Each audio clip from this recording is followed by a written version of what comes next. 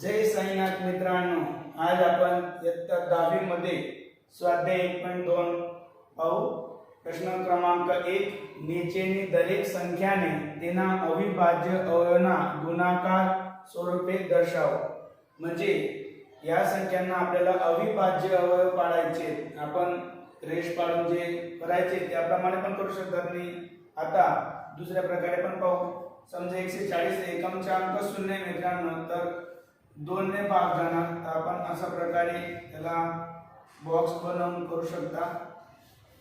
तर 2 ने जर भाग देणार तर आपल्याला मिळेल 7 दुने 14 म्हणजे 70.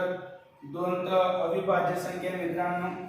तर आता आपण फक्त 70 चे अवयव पाडणार. 70 चे 2 भाग एकमचा अंक शून्य असल्यामुळे 2 ने भाग जाणार. तर पाहू शकता तुम्ही 35 दुने 70. परत 2 अविभाज्य मिळाला. तर फक्त 35 चे अविभाज्य अवयव पडतील. एकमचा अंक 5 म्हणून 5 ने भाग जाणार. तर 5 7 35. आता 7 भाग देऊ शकणार नाही. तर आपले 140 चे अविभाज्य अवयव झाले 2 2 5 आणि 7. आपण इथे लिहू शकतात 140 बरोबर 2 गुणिला 2 गुणिला 5 गुणिला 7. आणि घात स्वरूपात लिहायचे असेल तर 2 2 वेळेस आहे म्हणून 2 ची 2 घात गुणिला 5 गुणिला 7. अशा प्रकारे आपण अविभाज्य स्वरूप जे ते मिळवू शकणार. दुसरं उदाहरण पाहू. तर 156. तर तुम्ही आता पुढे पण करू शकता. 156 एकमचा अंक 6 आहे म्हणून 2 ने भाग जाणार मित्रांनो. तर 156 चे आपण निम्मे करू. तर बघा भागाकार येथे तुम्ही असं करू शकतात. तर ए 7 14 1 6 2 8 16 म्हणजे किती ना मित्रांनो 78. परत 2 अविभाज्य आहे म्हणून 2 बॉक्स पाडू आणि 78 चे अविभाज्य अवयव 8 एकमचा अंक 8 आहे म्हणून 2 ने भाग जाणार. 78 चे 78 ला आपण 2 ने भाग देऊ शकतात. म्हणजे 78 ते 2 भाग. तर 2 त्रिक 6 1 आणि 18 2 9 18. तर किती मिळालं 39. परत 39 चे भाग करू आपण. तर आपल्याला माहिती आहे आता 2 ने भाग नाही जाणार तर आपण 3 ने भाग देऊ शकणार. तर आपल्याला पाळायला पाहिजे. तर 13 त्रिक 39 येतात मित्रांनो. तर 13 ला आता भाग नाही देऊ शकणार. तर 156 चे अविभाज्य अवयव मिळाले 2 2 3 आणि 13. तर इथे देऊ शकतो आपण 156 बरोबर 2 गुणिला 2 गुणिला 3 गुणिला 13. घात स्वरूपात 2 ची 2 घात गुणिला 3 गुणिला 13. आता 3825. तर त्याचे अविभाज्य अवयव 3825. आता आपण पाहू शकता की 5 एकमचा अंक आहे म्हणून 5 ने भाग देऊ. भाग आपण करू शकता 3825 भागीला 5 ने भाग दिला आपण. तर 5 7 35. किती उरणार 3. 2 खाली उतरला 5 30. 2 आणि 5 5 5 25 म्हणजे 765. आता 765 एकमचा अंक 5 आहे मित्रांनो. परत 5 ने भाग देऊ. 765 भागीला 5. 5 1 5 2 उरले 6 5 5 25 1 5 उतरला 5 त्रिक 15 म्हणजे 153. परत 153 ला भाग जातो का ते पाहू. तर अंकांची बेरीज 5 8 आणि 1 9. अंकांची बेरीज 9 आहे मित्रांनो म्हणजे 3 ने भाग जाणार. तर 153 भागीला 3 3 5 15 आणि 3 3 1 3 म्हणजे 51 त्रिक 153 होतात. 5 आणि 1 6 अंकांची बेरीज 6 होते म्हणून परत 3 ने भाग जाऊ शकणार. तर आपल्याला माहिती 17 1 17 17 34 आणि 17 त्रिक 51 होतात म्हणून याचे अवयव 17. तर 3825 चे अविभाज्य अवयव 5 5 3 3 आणि 17. तर आपण थोडक्यात पण लिहू शकतात. 3 किती वेळेस आहे? 1 आणि 2 वेळेस, म्हणजे 3 ची 2 घात गुणिला 5 2 वेळेस आहे, 5 ची 2 घात गुणिला 17. अशा प्रकारे आपल्याला 3825 चे अवयव मिळतील. 14 उदाहरण 5005. तर पाहू शकता तुम्ही एकम अंक 5 आहे, म्हणून सरळ आपण 5 नेच भाग देणार. 5 ने भाग दिल्यावर आपल्याला कळतं की आपल्याला किती मिळणार. बघा, भाग जर केला तर 5005, तर 5 1 5 0 इथून 0 आणि 5 1 5 म्हणजे 1001 मिळतात. 1001 ला आपण 2 ने भाग नाही देऊ शकणार, 3 ने भाग नाही देऊ शकणार. 2 ने का नाही देऊ शकणार? एकमचे अंक 1 आहे. 3 ने का नाही? कारण की अंकांची बेरीज 2 होते. राहिला 5. 5 ने भाग नाही देऊ शकणार की एकमचे अंक 5 नाही, मग आपल्याला पुढचा अंक 7 आहे. 7 ने भाग देऊ आपण 1001 ला, तर 7 1 7 3 उरले 0, 7 3 7 चौक 28, 2 उरले 1 7 3 21, 143 मिळाले. तर इथे 7 ने भाग दिल्यावर आपल्याला 143 मिळाले. आता आपण 143 ला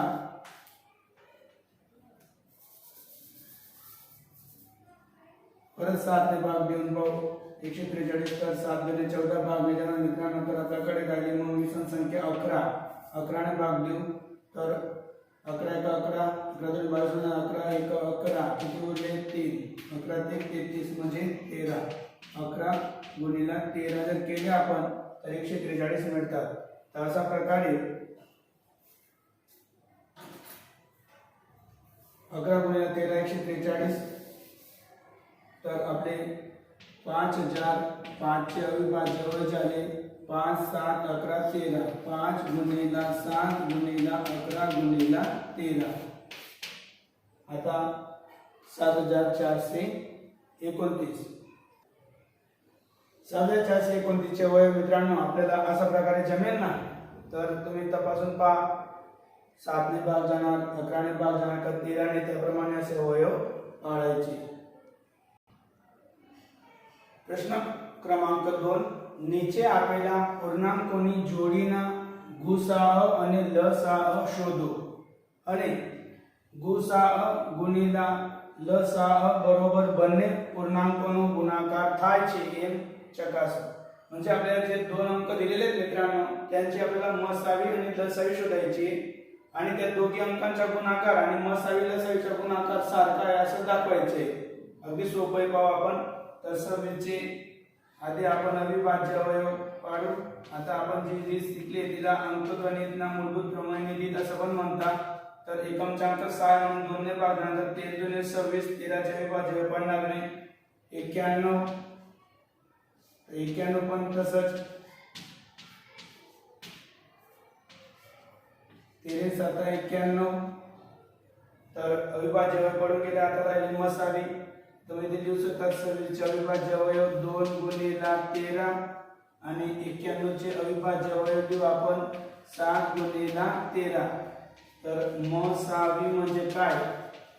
तर या दोघी अवयवांमध्ये जो सारखा अवयव आहे तो पहा. तर इथे आपल्याला दिसतोय 13 सारखा अवयव आहे म्हणून त्याला एक वेळेस लिहू. आणि लसावी ही समजायची वस्तू आहे. लसावी म्हणजे सारखं जे आहे ते लिहायचं एक वेळेस, म्हणजे 13 13 सारखं एक वेळेस लिहायचं. गुणिला वरच्या पदामध्ये काय राहिलेलं आहे तर 2 तो पण लिहायचा. गुणिला खालच्या पदामध्ये काय राहिलेलं आहे तर 7 तो लिहायचा. तर अशा प्रमाणे आपण 13 गुणिला 7 गुणिले 14. तर 13 आणि 14 चा गुणाकार किती होतो मित्रांनो तर 182.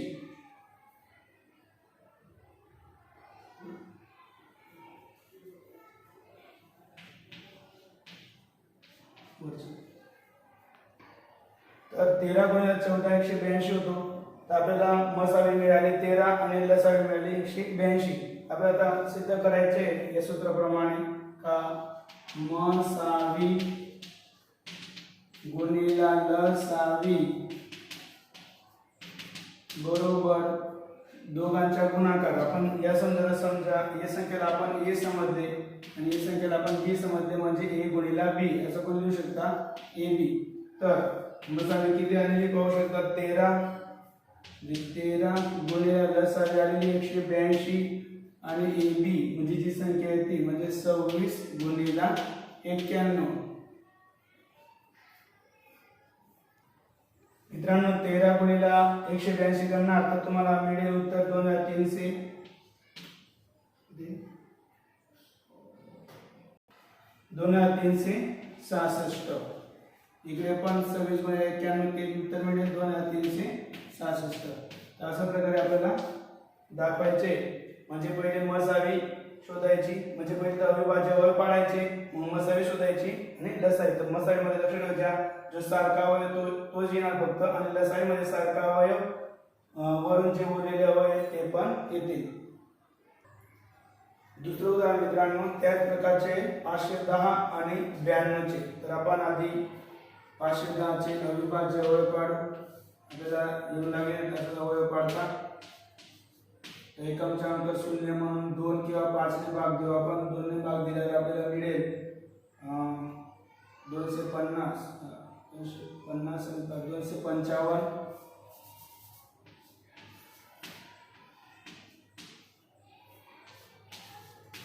तर 255 चे अविभाज्य पाडायचे 5 एकमचा अंक आहे म्हणून 5 5 25 5 1 5 51 आणि नंतर 51 आपल्याला माहिती आहे 17 51 होतात 3 आणि 17.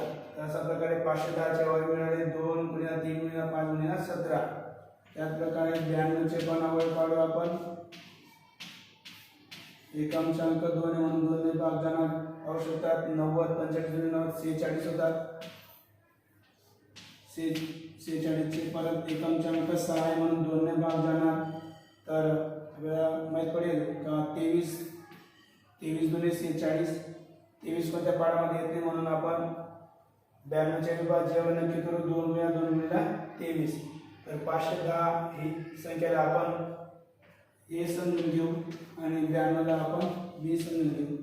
आता यांची मसावी. तर 510 चे अविभाज्य अवयव आहेत 2 गुणिले 3 गुणिले 5 गुणिले 17. 2 गुणिले 3 गुणिले 5 गुणिले 17 आणि 92 चे अविभाज्य अवयव लिहू. ते आहे 2 गुणिले 2 गुणिले 23. 2 गुणिले 2 गुणिले 23. तर मसावी. तर आधी आपण चर्चा केली मित्रांनो का दोघांमध्ये सारखं अवयव ते जे नातं तुम्ही पाहू शकता 2 2 सारखे तिथे 2 आहेत पण वरती 2 नाही. त्याच्यानंतर 3 वरती पण खाली 3 नाही. तर मसावी आपल्याला मिळेल 2 आणि लसावी. तर लसावीसाठी आपण जे सारखा अवयव तो ते येणारच गुणिला उरलेलं काय तर 3 गुणिले 5 गुणिले 17. 3 गुणिले 5 गुणिले 17 आणि खालच्या याच्यामध्ये उरलेलं आहे 2 गुणिले 23. तर तुम्ही पाहू शकतात तर 2 2 वेळेस आहे म्हणजे 2 दुने 4 4 त्रिक 12 आणि 12 पंचे 60 गुणिले 17 गुणिले 23. तर 60 गुणिले 17 गुणिले 23 यांचा गुणाकार तुम्ही करू शकता. तर उत्तर काय मिळेल 23,460.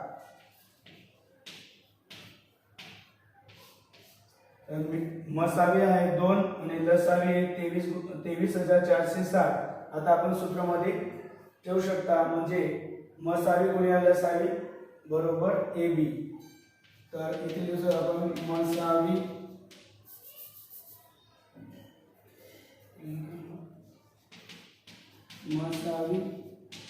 गुणिले लसावी बरोबर AB. तर मसावी म्हणजे 2 गुणिले लसावी 23,460 बरोबर AB म्हणजे 510 गुणिले 92. 510 गुणिले 92.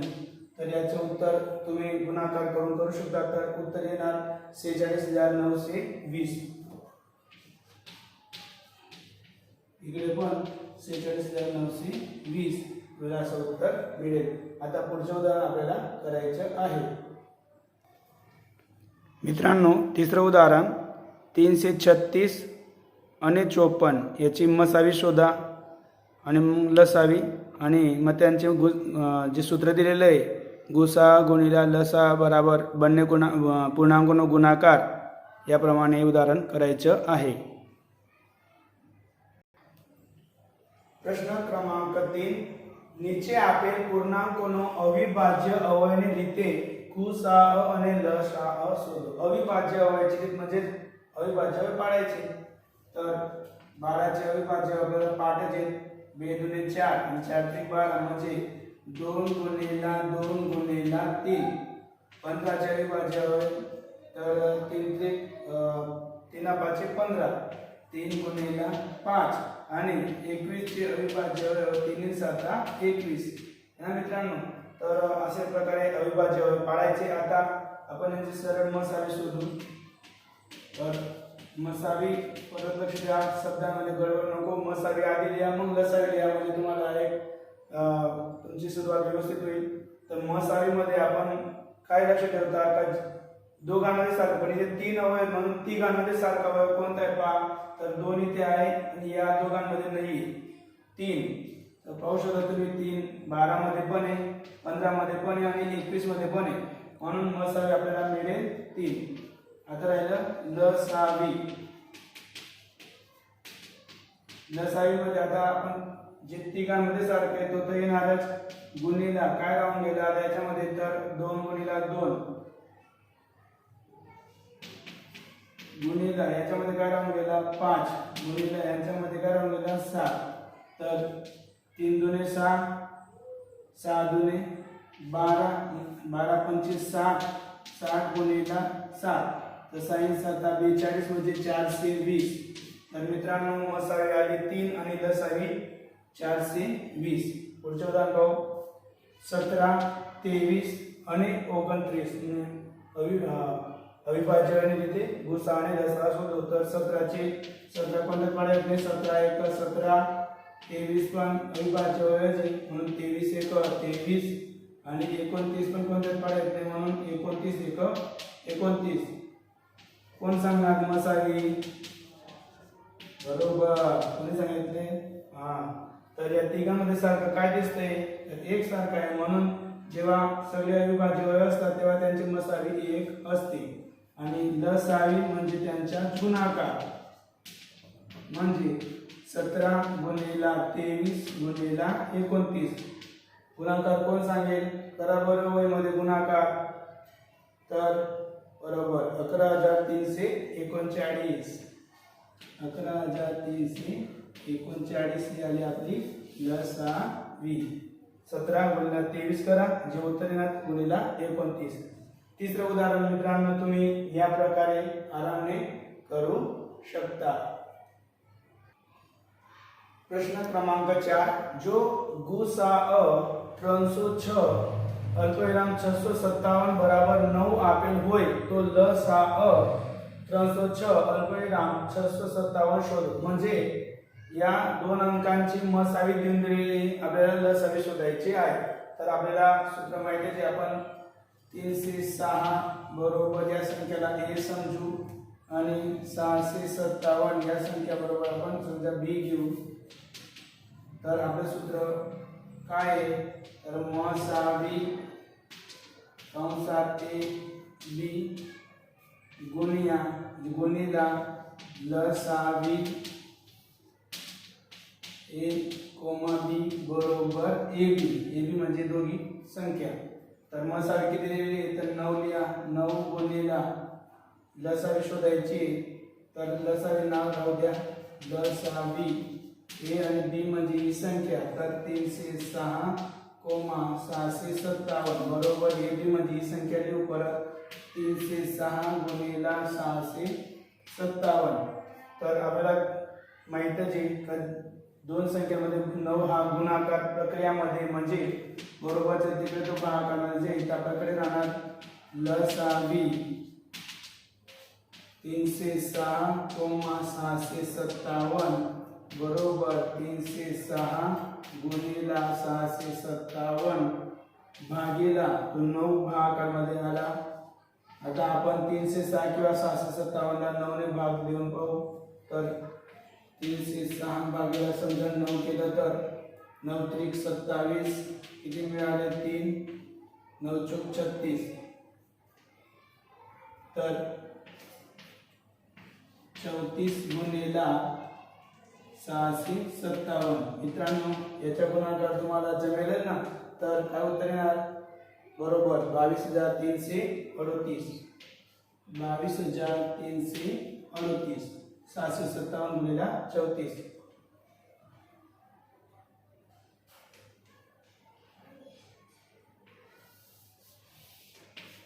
तर अशा प्रकारचे जर उदाहरण आले मित्रांनो, मसाई देऊन दिली असेल किंवा लसाई देऊन दिली असेल तर या सूत्राप्रमाणे आपण करायचे। पुढचा प्रश्न 5 कोई प्राकृतिक संख्या n માટે 6 ની n ઘાતનો અંતિમ અંક 0 થાય કે નહીં તે ચકાસો। म्हणजे 6 ची n घात, n म्हणजे 1 घात 2 घात 3 घात असं चेक करायचं। असं करता करता तुम्ही n ची 5 घात ठेवली 6 घात ठेवली तर शेवट 0 येणार का, म्हणजे 60 600 6000 6 लाख असं येऊ शकणार का असं आपल्याला चेक करायचे। इथे गणित करायची गरज नाही मित्रांनो। तर आपण इथे पाहू शकता 6 ची n घात म्हणजे 6 चे विभाज्य पाड्यात आपल्याला मिळेल 6 2 गुणिला 3 त्याची n घात। आपल्याला माहित राहायला पाहिजे का जर आपल्याला अंतिम अंक 0 जर पाहिजे असेल तर आपल्याला 10 100 1000 अशी संख्या पाहिजे। तर 10 चे अविभाज्य असे मिळतात 2 गुणिला 5। तर तुम्ही पाहू शकता 0 ज्या संख्येचा अंतिम अंक 0 पाहिजे असेल तर आपल्याला 2 गुणिला 5 असं अंकगणितच्या मूलभूत प्रमेयच्या रीतीमध्ये सांगितलंय। कारण अंतिम अंकासाठी आपल्याला 2 गुणिला 5 अशा प्रकारचे स्वरूप आहे। इथे पाहू शकता तुम्ही 2 गुणिला 3 म्हणून 6 ची n घात या संख्येला आपण इथे 3 आहे आणि आपल्याला काय पाहिजे 5 म्हणजे 6 ची n घातला आपण 5 ने भाग देऊ शकत नाही, 5 ने भाग जात नाही म्हणून 6 ची n घातला आपण 10 ने निश्चित भागू शकणार नाही। 10 ने निशेष भाग जात नाही।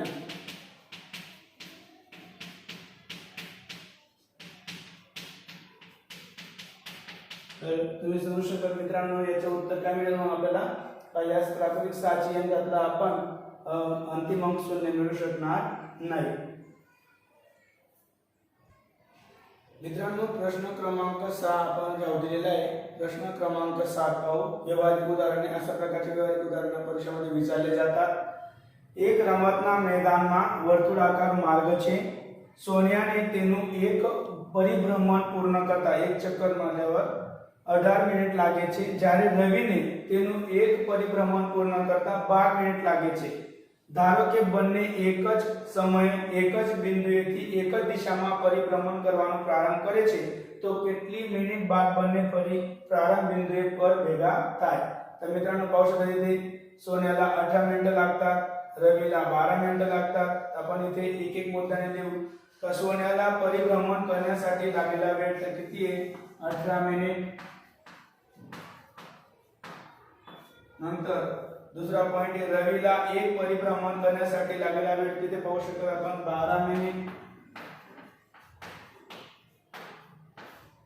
मित्रांनो आता या दोघी एकच दिशाला एकच बिंदूने आणि एकाच वेळी परिभ्रमण करतायत म्हणून आपण इथे 18 आणि 12 या दोघी अंकांची लसाई शोधू। जे उत्तर येणार तितका वेळ मध्ये हे त्या प्रारंभ बिंदूवर पोहोचतील। तर 18 आणि 12 ची लसाई कशा प्रकारे शोधतात आपल्याला माहिती आहे। 18 चे अविभाज्य अवयव आपण पाहू शकतात का 2 9 18 तर 3 त्रिक 18 चे अवयव असं पाहू शकतो आपण जसे की 2 9 18 आणि 3 त्रिक 9 3 1 3 म्हणजे 2 गुणिला 3 गुणिला 3 नंतर 12 चे अविभाज्य तर 2 सर 12 आणि 2 त्रिक 6 अशा 2 4 4 त्रिक 12 तर 18 आणि 12 चे अविभाज्य पडले 2 गुणिला 3 गुणिला 3 आणि 12 चे 2 गुणिला 2 गुणिला 3। तर आपल्याला मसाईने 15 साल शोधायची। इथे आपण डायरेक्ट लिहू 18 आणि 12 ची लसावी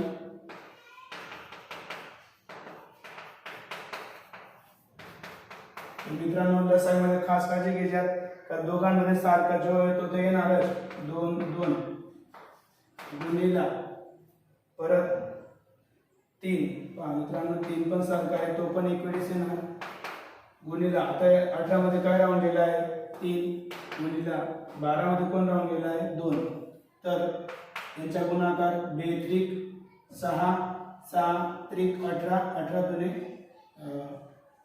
36 तर मित्रांनो पाहू शकता तुम्ही 2 गुणिला 3 गुणिला 3 गुणिला 2 यांचा गुणाकार 36 येतो म्हणून 36 मिनिटांमध्ये हे दोघी त्या वर्तुळावर परत एकमेकांना भेटू शकणार अशा प्रकारे व्यवहारिक उदाहरणामध्ये इथे मुलीचं आणि मुलाचं नाव आहे तर असं पण येणार एक्सप्रेस बस 2 बसांचं पण येऊ शकणार तर अशा प्रकारे आपण जर उदाहरण आलं तर त्यांची लसावी शोधून आपण त्याचे उत्तर मिळवू शकणार.